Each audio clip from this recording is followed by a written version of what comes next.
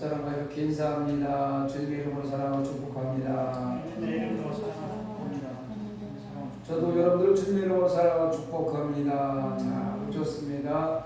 좋은 일을 할 줄 믿습니다. 따라합니다. 우리가 알거니와 하나님을 사랑하는 자, 곧 그의 뜻대로 부르심을 입은 자들에게는 모든 것이 합력하여 선을 이루느니라. 할렐루야.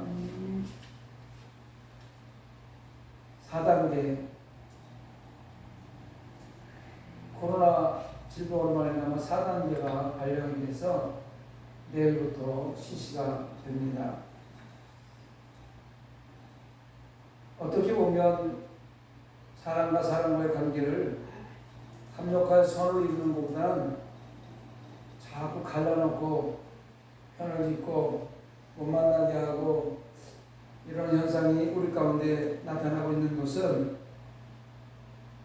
어둠의 세력들의 하나님의 백성들을 지배하고자 하는 그런 일들이 자꾸 벌어지는 것 같습니다. 그럼에도 불구하고 우리가 가는 곳에는 합력하여 선을 이루어야 될 줄 믿습니다. 하나님의 백성들이 해야 할 일들이 바로 합력하여 선을 이루는 것입니다. 오늘 사도행전 1장 8절을 본문으로 해서 성령의 권능을 받으며 이라는 제목으로 은혜의 말씀 함께 나누려고 합니다. 오늘 이 사도행전 1장 8절은 성경 수많은 구절 중에서 짧은 한 절의 말씀이지만 예수 그리스도께서 우리를 위하여 십자가를 지신 그 십자가 사건 이후에 지금까지 교회사가 담겨있는 중요한 구절로서 복음이 성령의 권능과 함께 증거되고 있다는 말씀을 기록해 놓은 것입니다. 복음이 증거되기 위해서는 성령의 권능을 받아야 된다. 이렇게 말씀이 강조하고 있는 거예요. 예수님의 부활을 본 제자들은 그 놀라운 체험을 한 사람들이에요. 예수님께서 부활하셨던 모습을 체험했잖아요. 그런데 그럼에도 불구하고 예수님께서 그들에게 40일 동안 함께 하면서 무엇을 얘기하냐면 너희가 성령을 권능을 받기 전까지 대기하라. 기도하고 대기하라. 이렇게 말씀하십니다. 성령의 권능이 주는 유익이 무엇일까? 왜 성령의 권능을 받기까지 대기하고 아무것도 하지 말라고 하셨을까? 그걸 오늘 세 가지로 한번 나눠서 함께 은혜의 말씀을 나눠보려고 합니다. 첫째, 성령의 권능을 받으면 환경의 변화가 일어납니다. 따라합니다. 성령의 권능을 받으면 환경의 변화가 일어난다.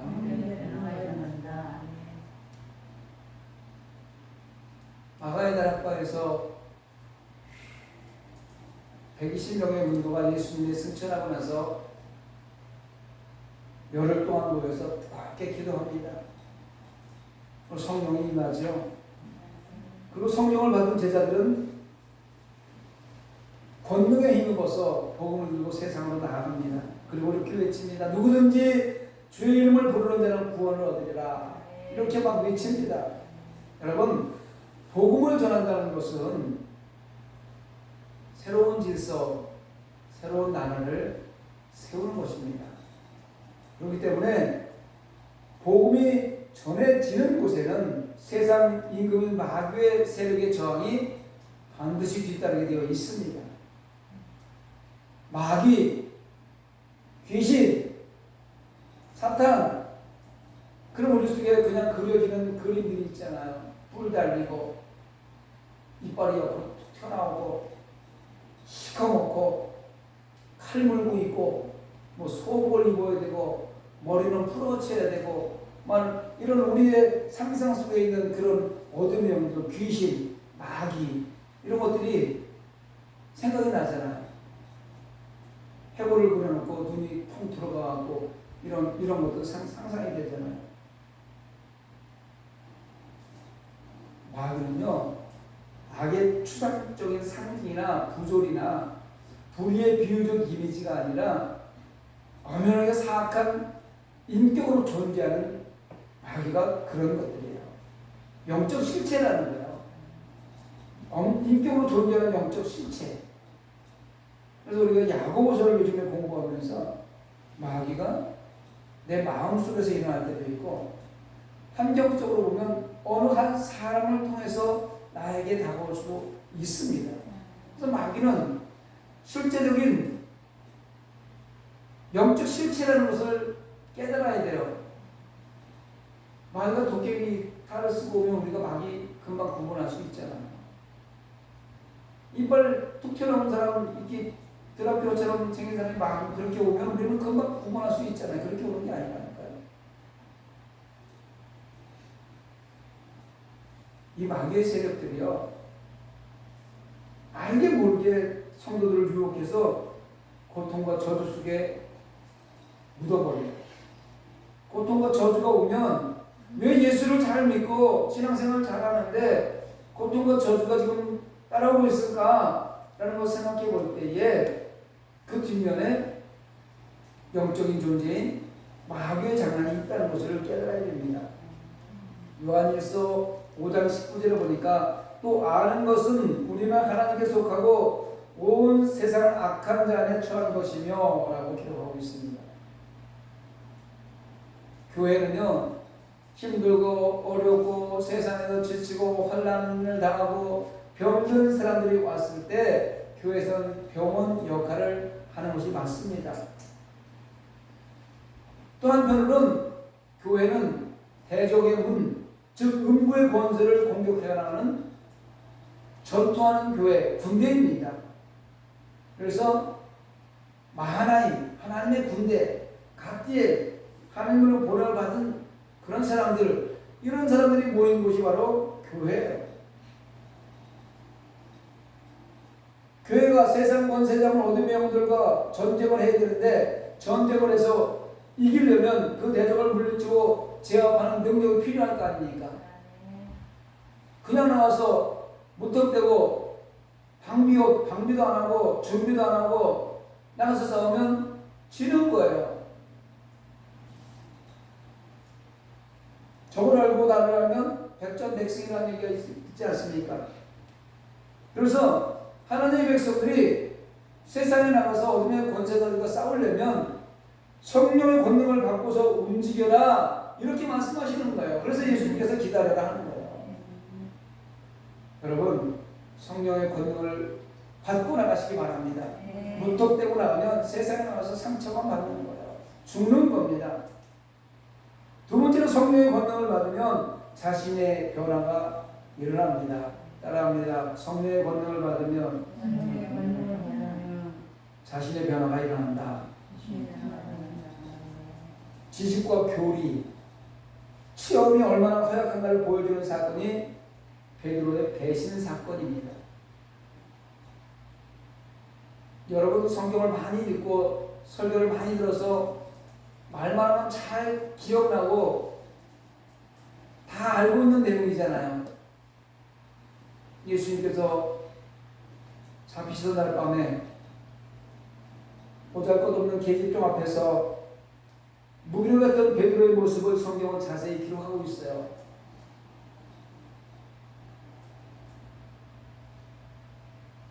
잡히시던 그 시간에 칼을 들어서 대제사장의 종 말고의 귀를 잘랐던 그 기백, 그 용기 어디로 사라지고 이제 십자가 앞에서 예수님이 십자가를 져야 되는 그 앞에서 작은 계집종 하나, 별 볼 일 없는 아무것도 아닌 계집종 하나가 와서 말 한마디에 예수님을 세 번이나 부인했던 그런 베드로의 모습.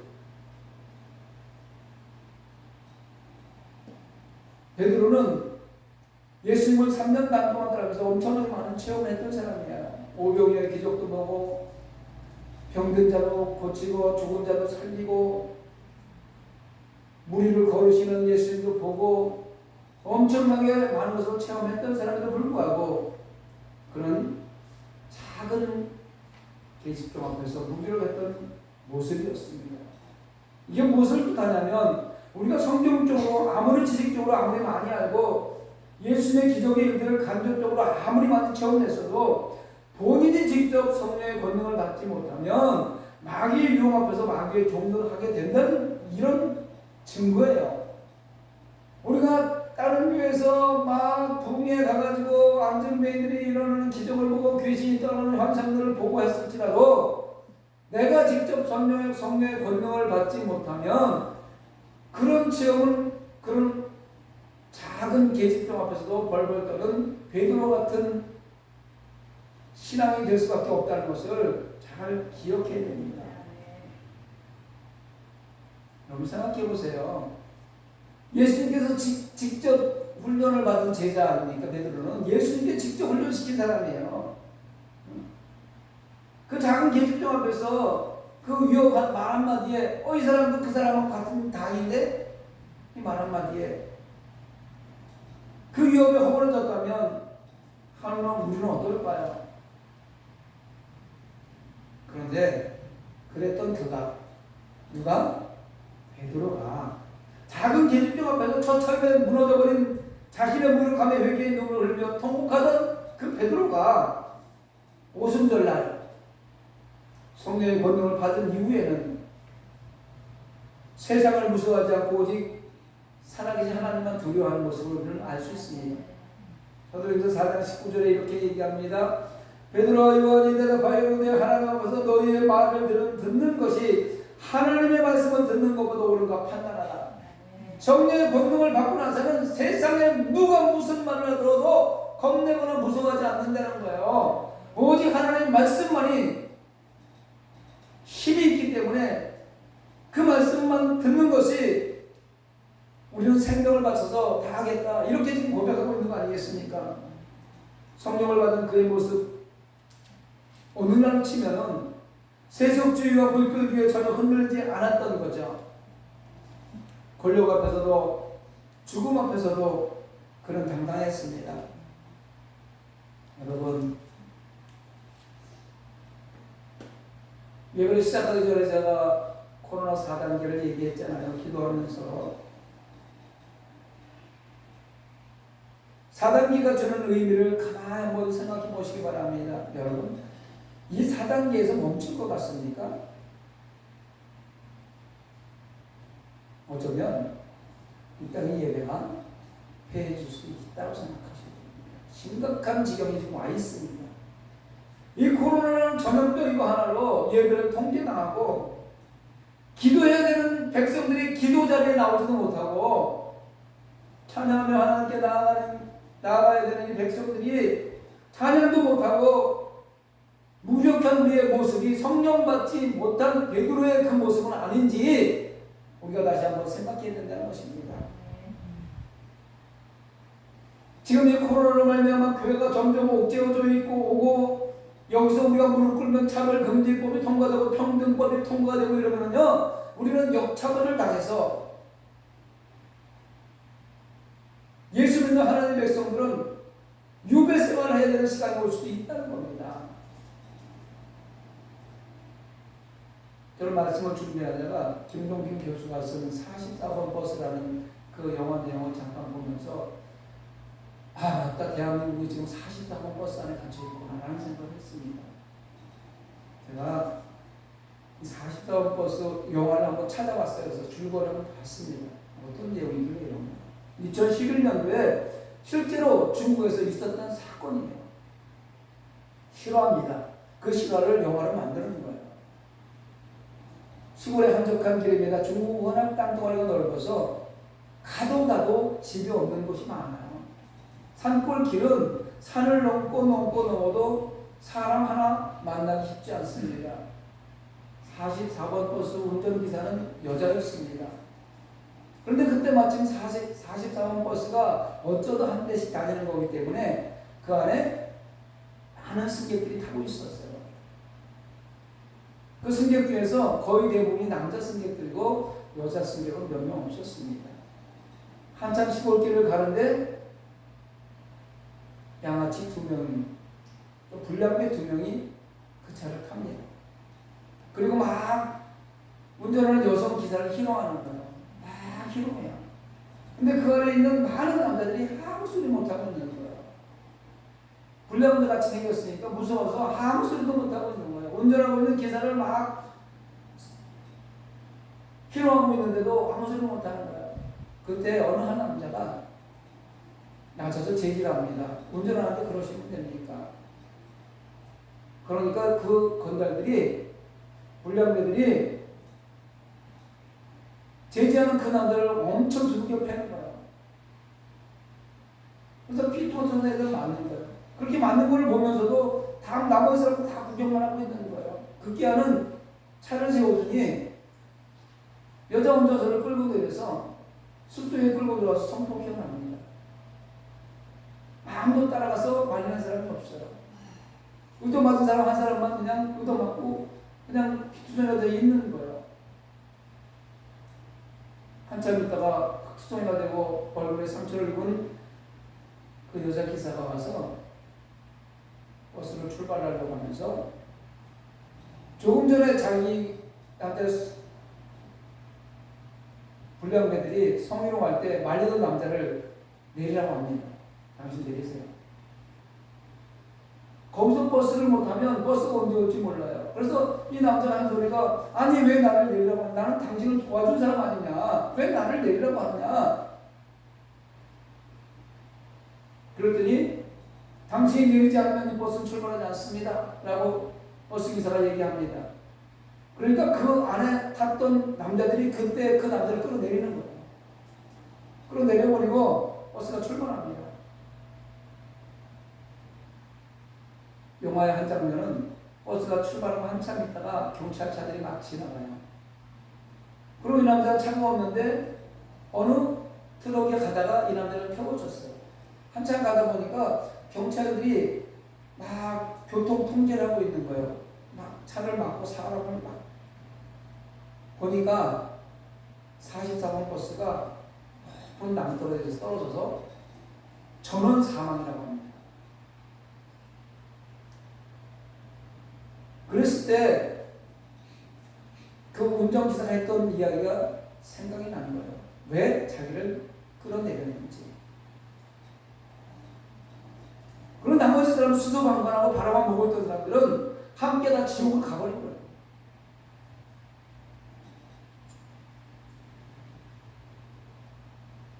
이 칼럼을 김동길 교수가 쓰면서 그 앞에 대한민국이 44번 버스일 수도 있습니다. 우리 국민들이 그 안에 승객일 수도 있습니다. 그 승객 중에 여러분 두 분이 중에 어느 승객이 되겠습니까? 라는 칼럼을 쓴 적이 있습니다. 어쩌면 교회가 지금 44번 버스가 될 수 있어요. 세상이 교회를 핍박하고 교회를 억압하고 예배를 드리지 못하게 하고 있는데 천만 하나님의 백성들이 30만 주의 종들이 피 흘리기까지 싸우라고 했는데 자기 유익 때문에, 교회의 유익 때문에 말 한마디 못하고 있다면 이 대한민국 전체가 어느 순간에 지옥의 나라로 떨어지지 않겠습니까? 이런 생각을 하면서 나는 과연 얻어 터지면서 피투성이가 되면서 저 불량배들에게 대항했던 저 남자처럼 주인공이 될 수 있을까라는 생각을 해봅니다. 여러분, 이 일은 마음속으로 할 수 있고 생각하면 분노가 일어서 할 수 있을 것 같지만 성령의 권능을 받지 않으면 할 수 없는 것입니다. 그래서 성령의 권능을 받으라는 거예요. 예수님께서 너희가 성령의 권능을 받기 전에 나가지 말라고 하는 이유가 바로 44번 버스의 승객들이 될 수 있기 때문에 나가지 말라고 하는 겁니다. 오직 성령이 너희에게 임하시면 너희가 권능을 받고 예루살렘과 온 유대와 사마리아와 땅끝까지 이르러 내 증인이 되리라. 성령을 받고 권능의 힘을 받아서 나가려는 거예요.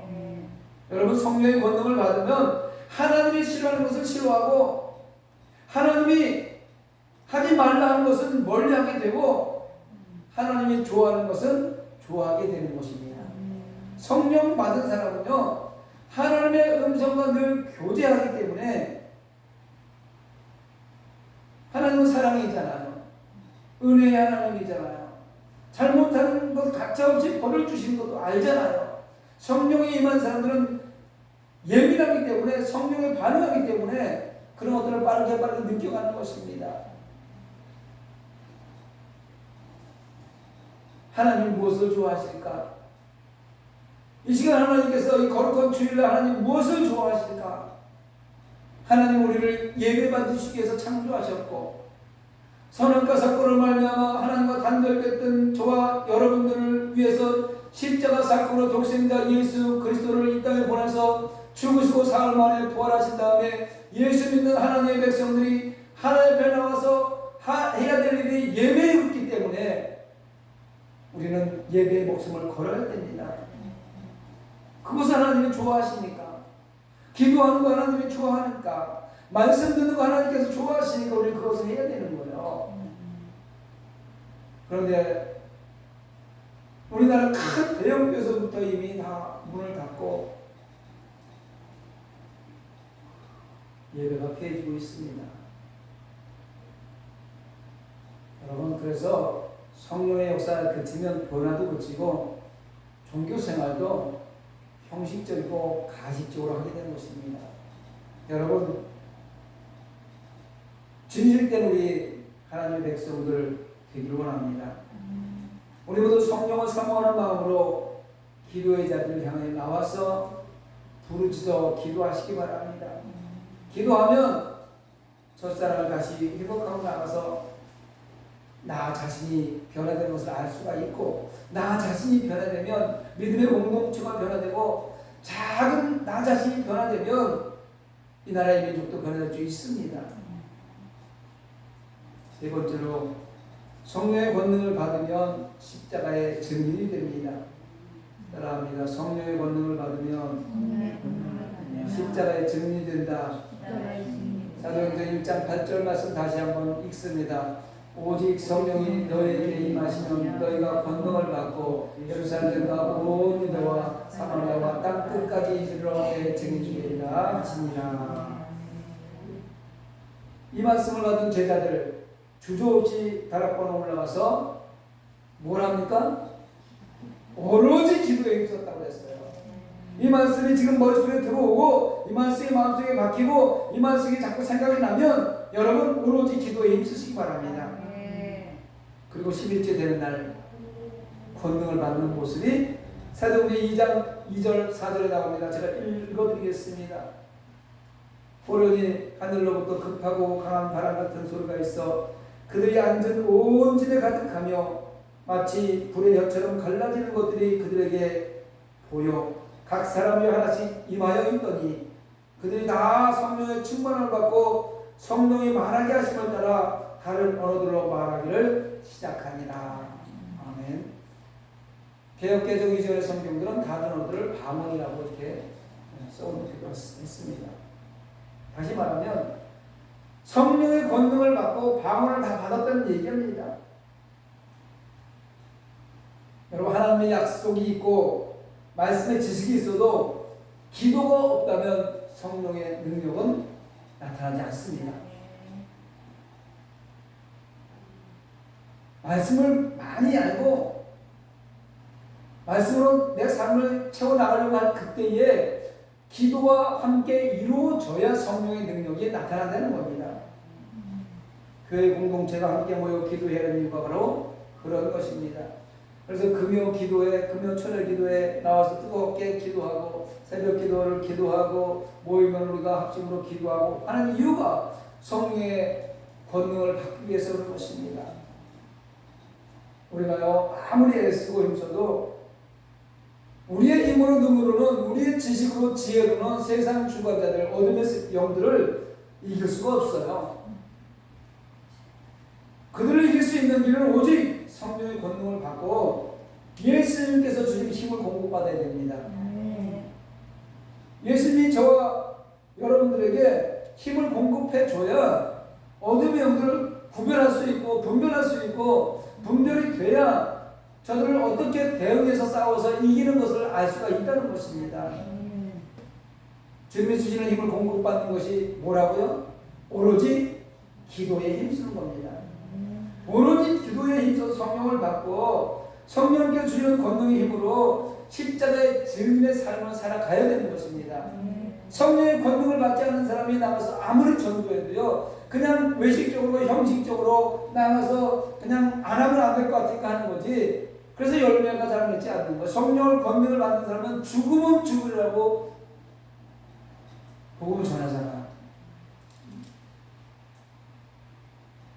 아유, 저 사람은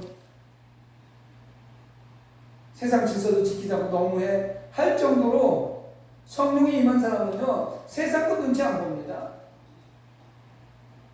하나님 오늘 이 시간에 마지막 시간이라고 한다면 세상 눈치 볼 시간이 어디 있어요?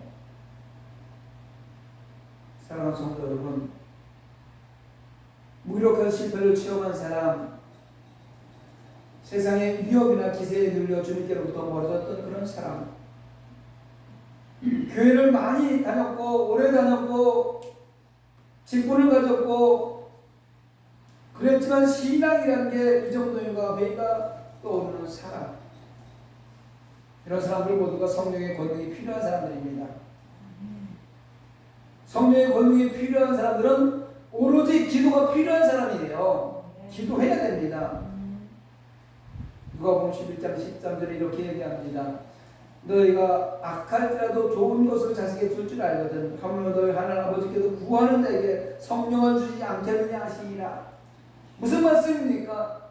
주여, 내가 하나님 나라를 위해서 복음 전하기 위해서 성령을 받기를 원합니다 하고 구하는 자, 기도하는 자에게 성령을 주시지 않겠느냐 이겁니다. 여러분 구하세요. 주님 앞에 간절하게 부르짖어 구하는 기도가 있을 때에 오순절 마가의 다락방에 또 임했던 그 성령의 놀라운 은혜가 저와 여러분의 기도의 자리에 임해서 그 권능을 받고 목숨을 담보로 복음을 전하게 될 줄 믿습니다. 성령을 받으면요, 세상과 육신의 힘을 제압하는 파워가 생깁니다. 힘이 생겨요. 그 힘이 세계가 성령 받은 사람에게 나타나는 거예요. 여러분 거기에 발을 들여 놓으십시오. 권능을 받기 위해서 기도의 자리에 발을 들여 놓으시고 기도하다가 성령의 권능이 임하면 복음을 들고 땅 끝까지 이뤄 증인의 삶을 살아야 되는 것입니다. 그 주인공들이 다 되시기를 주님의 이름으로 축원합니다. 말씀을 생각하면서 우리 함께 기도하기를 원합니다.